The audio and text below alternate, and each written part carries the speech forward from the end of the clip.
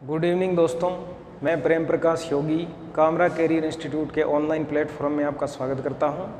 आज हम एक नया टॉपिक स्टार्ट करेंगे, संविधान का भाग 1, जिसका नाम है संघ एवं उसका राज्य क्षेत्र।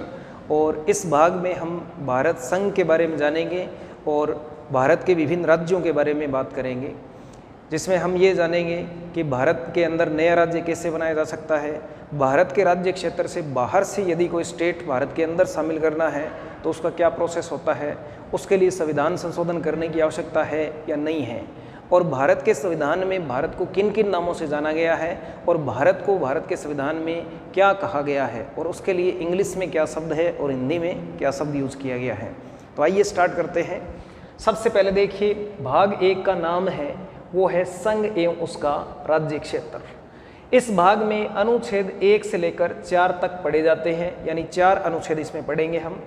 सबसे पहले इसके अंदर आता है अनुच्छेद 1। अनुच्छेद 1 के अंदर ये बताया गया है कि इंडिया जो कि भारत है, राज्यों का संघ होगा। यानी भारत के संविधान में भारत के जो नाम यूज किए गए हैं वो 2 नाम हैं। पहला नाम क्या है? पहला नाम है इंडिया और दूसरा नाम क्या है? भारत। तो इस प्रकार से एक प्रश्न बनता है कि भारत के संविधान में भारत को किस नाम से जाना गया है। तो पहला ऑप्शन है भारत, दूसरा है इंडिया, तीसरा है इंडिया और भारत दोनों, और चौथा ऑप्शन है नए भारत नए इंडिया।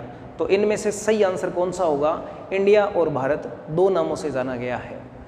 इसके बाद है भारत को क्या कहा गया है, यानी भारत क्या है। तो भारत क्या है? राज्यों का संघ है। India that is Bharat, it shall be union of states. दूसरी जो ध्यान देने वाली बात यह है वो है कि राज्य का संघ है, तो इस संघ के लिए इंग्लिश के अंदर कौन सा शब्द भारत के संविधान में यूज किया गया है? तो वो शब्द है यूनियन। सामान्यतः संघ शब्द के लिए अंग्रेजी में शब्द जो यूज किया जाता है वो होता है फेडरेशन, लेकिन भारत के संविधान में संघ के लिए फेडरेशन शब्द का यूज ना करके यहाँ पर किस शब्द का यूज किया गया है? यूनियन का किया गया है। और राज्यों का संघ, इसके लिए पूरा नाम है यूनियन ऑफ स्टेट। यानी भारत को हिंदी में क्या कहते हैं? राज्यों का संघ, और अंग्रेजी में क्या कहते हैं? यूनियन ऑफ स्टेट कहते हैं। इसके बाद अनुच्छेद नंबर 2 की बात करें तो अनुच्छेद 2 है, इसमें यह बताया गया है कि भारत संघ के अंदर नए राज्यों का प्रवेश किया जा सकता है। नए राज्यों का प्रवेश या स्थापना।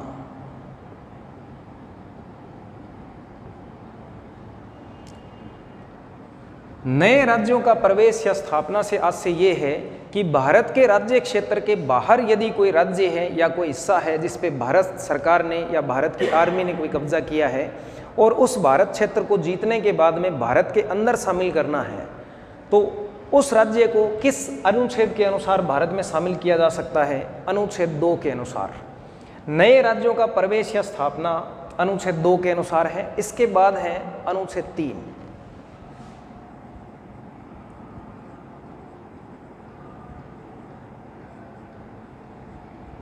अनुच्छेद 3 के अंदर नए राज्यों का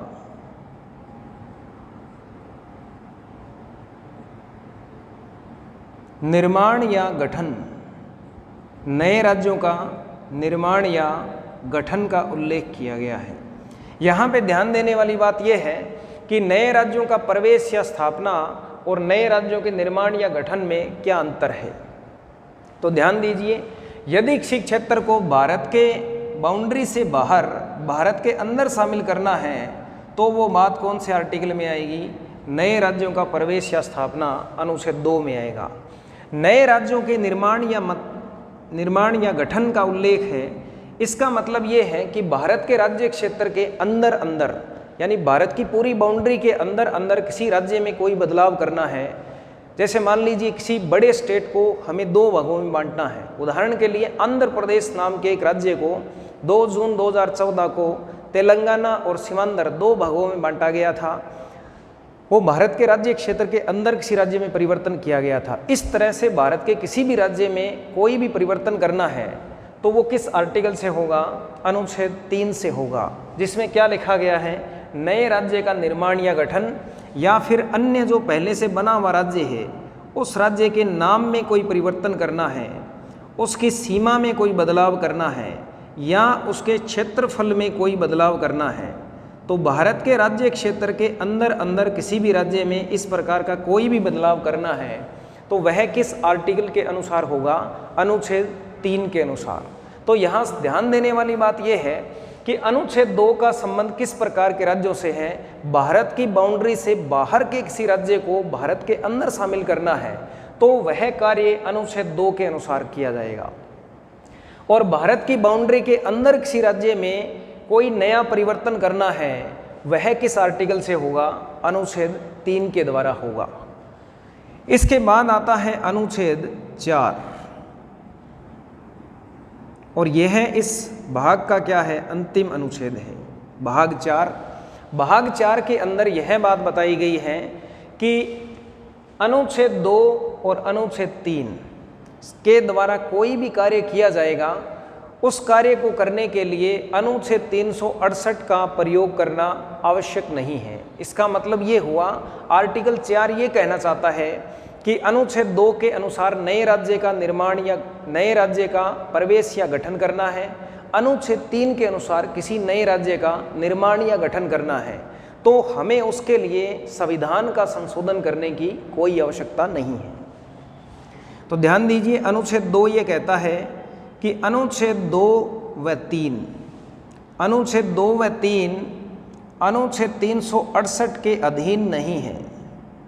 अनुच्छेद 2 व 3 अनुच्छेद 368 के अधीन नहीं है। तो यहाँ ध्यान देने वाली बात यह है कि 2 और 3 में तो हम जानते हैं कि क्या है। अनुच्छेद 2 में है नए राज्य का प्रवेश या स्थापना करना, अनुच्छेद 3 में है नए राज्य का निर्माण या गठन करना, उसके नाम में, सीमा में, क्षेत्रफल में बदलाव करना। इन दोनों कार्यों को करने के लिए 368 का प्रयोग करना जरूरी नहीं है। तो यहाँ जानने वाली बात यह है कि 368 नंबर आर्टिकल में ऐसा क्या है कि हमें इसका यूज नहीं करना होगा। तो 368 नंबर अनुच्छेद है वो यह है कि इसके अंदर संविधान का संशोधन करने की प्रक्रिया का उल्लेख किया गया है। 368 में क्या बताया गया है? 368 में संविधान का संशोधन करने की प्रक्रिया दी गई है। यानी अनुच्छेद 2 और 3 के द्वारा यदि कोई कार्य हमें करना है तो उसके लिए हमें किस चीज़ का प्रयोग करना आवश्यक नहीं है? संविधान का संशोधन करने वाली प्रक्रिया को अपनाना कोई आवश्यक नहीं है। लेकिन यहाँ पर ध्यान देने वाली बात यह है कि भारत के राज्य क्षेत्र के बाहर कोई राज्य है, उस राज्य को भारत के अंदर लेके आना है तो वो किस आर्टिकल से काम होगा? 2 नंबर से हो जाएगा। अनुच्छेद 2 ये कहता है नए राज्यों का प्रवेश या स्थापना। प्रवेश का मतलब भारत के राज्य क्षेत्र के बाहर से भारत के अंदर प्रवेश लेना है तो वह कौन से आर्टिकल से होगा? 2 से हो जाएगा। और भारत के राज्य क्षेत्र के अंदर कोई राज्य है, उस राज्य में कोई बदलाव करना है, जैसे एक बड़े राज्य को काट के 2 बनाने हैं, या उसके नाम में कोई परिवर्तन करना है, या उसकी सीमा में कोई बदलाव करना है, या उसके क्षेत्रफल में कोई परिवर्तन करना है, और भारत की बाउंड्री के अंदर अंदर करना है, तो भारत की बाउंड्री के अंदर किसी राज्य में कोई परिवर्तन करना है वह किस आर्टिकल से होगा? 3 से होगा। और बाहर से किसी राज्य को अंदर लेके आना है तो वह अनुच्छेद 2 के द्वारा होगा। और इन दोनों ही कार्यों को करने के लिए अनुच्छेद 4 ये बात कहता है कि हमें संविधान का संशोधन करने की आवश्यकता नहीं है। यानी किस आर्टिकल का प्रयोग करने की आवश्यकता नहीं है? 368 का यूज करना अनिवार्य नहीं है। यह बात कौन सा आर्टिकल कहता है? 4। लेकिन ध्यान दीजिए कि भारत की बाउंड्री से बाहर से अंदर तो 2 से हो जाएगा। 3 के द्वारा भारत के अंदर कोई भी परिवर्तन करना चाहें तो कर सकते हैं। लेकिन यदि भारत को किसी देश के साथ संधि समझौता करने के बाद कोई छोटा मोटा क्षेत्र दूसरे देश को सौंपना है तो दूसरे देश को सौंपने के लिए भारत के संविधान के किसी भी आर्टिकल में कोई उल्लेख नहीं किया गया है। और यदि हमें कोई क्षेत्र दूसरे देश को सौंपना है तो हमें क्या करना होगा? तो जब किसी क्षेत्र को काटकर दूसरे देश को देना पड़ता है उस समय हमें क्या करना पड़ेगा? संविधान का संशोधन करना पड़ेगा, क्योंकि इसके लिए संविधान के अंदर कोई प्रक्रिया का उल्लेख नहीं किया है, और यदि हमें कोई क्षेत्र काटकर दूसरे देश को देना है तो फिर हमें संविधान का संशोधन ही करना पड़ेगा। उदाहरण के तौर पे हम समझना चाहें तो भारत के संविधान के अनुसार भारत और बांग्लादेश के मध्य, कौन कौन से देश के मध्य है, भारत और बांग्लादेश के मध्य एक बहुत पुराना विवाद था जिसका नाम था 3 बीघा गलियारा विवाद। कौन सा विवाद है? 3 बीघा गलियारा विवाद। ये विवाद क्या है कि यह एक क्षेत्र है 3 बीघा गलियारा का, कॉरिडोर का क्षेत्र है। इसके अंदर कुल 162 बस्तियां निवास करती है। 162 बस्तियों की यह भूमि है। इसको लेकर भारत और बांग्लादेश के बीच में 1971 से ही विवाद चल रहा है। इस विवाद को 2014 में प्रधानमंत्री बनने के बाद नरेंद्र मोदी जी ने बांग्लादेश की प्रधानमंत्री शेख हसीना से बातचीत की कि हमें इस विवाद को सुलझा लेना चाहिए। तो आपस में सहमति बनने के बाद में 162 बस्तियों में से 51 बस्तियां थी, वो किसको मिली? भारत को मिली। और भारत के अंदर 51 बस्तियों को बांग्लादेश से शामिल करने के लिए, यानी भारत के बाहर से भारत के अंदर प्रवेश करने के लिए कौन से आर्टिकल के द्वारा ये 51 बस्तियां ली गई थी? अनुच्छेद 2 के अनुसार ली गई थी। और अनुच्छेद 2 के अनुसार कोई भी कार्य करेंगे तो इसके लिए हमें संविधान में संशोधन करने की कोई आवश्यकता नहीं है। लेकिन ध्यान दीजिए, इन 162 में से 51 बस्तियां भारत में लेने के लिए तो कोई संशोधन नहीं करना पड़ा, लेकिन 111 बस्तियां किसको दी गई थी? बांग्लादेश को दी गई थी।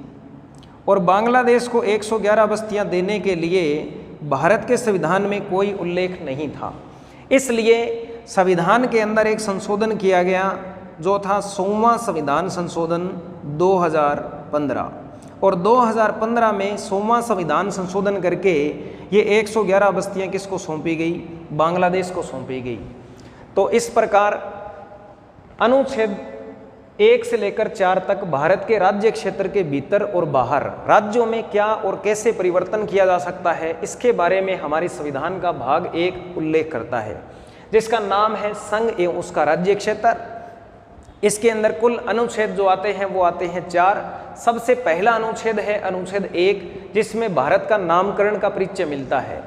भारत का नाम इसमें इंडिया और भारत 2 नाम यूज किए गए हैं। इसके अलावा भारत को इसमें क्या कहा गया है? राज्यों का संघ कहा गया है। संघ शब्द के लिए अंग्रेजी में जो शब्द यूज किया गया है वह शब्द है यूनियन, और राज्यों का संघ है, इसको क्या कहा गया है? Union of states.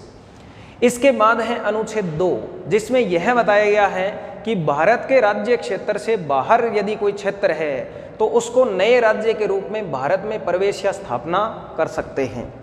अनुच्छेद 3 के अनुसार भारत के राज्य क्षेत्र के भीतर यदि कोई राज्य है, उस राज्य में कोई परिवर्तन करना है, जैसे नए राज्य का निर्माण करना या गठन करना, या पुराने राज्य के नाम में, सीमा में, क्षेत्रफल में बदलाव करना, तो वह सारे परिवर्तन किस आर्टिकल से होंगे? 3 से। यानी भारत के बाहर से किसी को अंदर लेके आना है तो अनुच्छेद 2 काम होगा, और अंदर से कोई काम करना है अनुच्छेद 3 से होगा। अनुच्छेद 4 ये कहता है कि 2 और 3 के अनुसार यदि कोई कार्य हमें करना है तो उसके लिए अनुच्छेद 368 में दी गई संविधान संशोधन की प्रक्रिया का प्रयोग करना कोई ज़रूरी नहीं है। लेकिन भारत के अंदर कोई क्षेत्र है, उस क्षेत्र को दूसरे देश को सौंपना है तो हमें किसका यूज करना पड़ेगा? 368 का यूज करना पड़ेगा। और इसके लिए हमने उदाहरण लिया है भारत और बांग्लादेश के मध्य 3 बीघा गलियारा विवाद का, जिसके अंदर कुल कितनी बस्तियां आती हैं? 162 बस्तियां आती हैं। इन 162 बस्तियों में से भारत को 51 बस्तियां मिली, और इनको शामिल करने के लिए अनुच्छेद 2 के तहत इनको शामिल किया गया, और 368 नंबर आर्टिकल का प्रयोग करना कोई आवश्यक नहीं था। लेकिन 111 बस्तियां बांग्लादेश को देने के लिए हमें संविधान में 100वां संविधान संशोधन करना पड़ा। तो इस प्रकार हमारा भाग 1 है ये कंप्लीट हुआ, और इसके बाद हम नेक्स्ट टॉपिक नेक्स्ट क्लास में स्टार्ट करेंगे। जय हिंद, जय भारत।